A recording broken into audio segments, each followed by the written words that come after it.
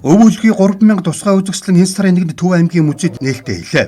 Энэхүү үзэсгэлэн нь Монголын эртний нүүдэлчдийн соёл тэр дундаа дөрвөлжин болшны соёлын үүсэл хөгжил дарахалт болон онцлог шинжийг шинжлэх ухааны үндэслэлтэйгээр олон нийтэд таниулах зорилготой юм. Үзэсгэлэнд дөрвөлжин болшны соёлын талаарх суурь ойлголтыг тайлбарлахаас гадна уг соёл Монголын нутаг дэвсгэр болон дэлхийн бусад нутагт хэрхэн судлагдаж ирсэн түүхэн үйл явц судалгааны үр дүнг баримт их сурвалжид тулгуурлан дийлгэн харуулж байна. Мөн үзэсгэлэнгийн гол хэсэгт дөрвөлжин болшны соёлд хамаарах хүн чулуу хөшөө, хавтан болон хашлах чулуун байгууламжуудыг дийлгэн толилуулж, тэдгээрийн сэлбэр дүрслэлийн онцлогийг харьцуулан тайлбарлажээ.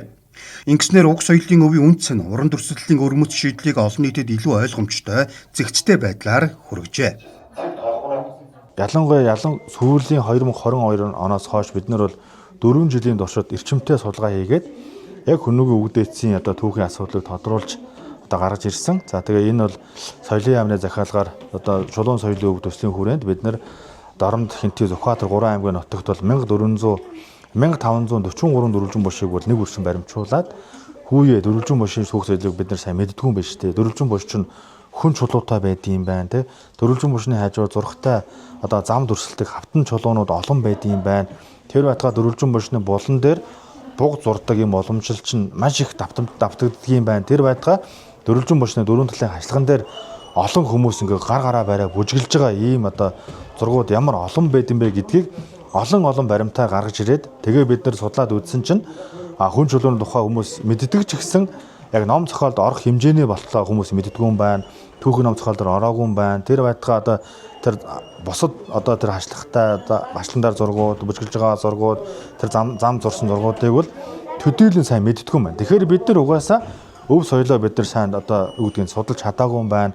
Олон түмэнд таниулж чадаагүй юм байна гэдгийг тэр 20 онд ерөнхийдөө мэдрээд тэрнээс хойш яг дөрвөлжин боштой холбоотой маш олон баримтуудыг газар дээр нь шамнартайгаа очиж үзээд баримтжуулаад тэгээд бид нар инжилээс бол энэ хүнүүгийн өвгдөөц дөрвөлжин бош үлдээгчдийн өв соёлын тухай заавал өдөр Монгол улсын хэмжээнд тайлбарлаж таниулж энэ үйл хэргийг бол хийх юм зүйтэй байна гэдгийг л үзээд тэгээд энэ өнгөрсөн өвөл 12 сард бол Занбаазарын музейд өвөлгийн 3000 гэдэг үзэсгэлэнг бол сар гарны хугацаанд хүмүүс танилцуулсан. За бид өнөөдөр өв өвөлгийн 3000 нэртэй үзэсгэлэн Төв аймгийн музейн үзэсгэлэнгийн танхимд гаргаад байна.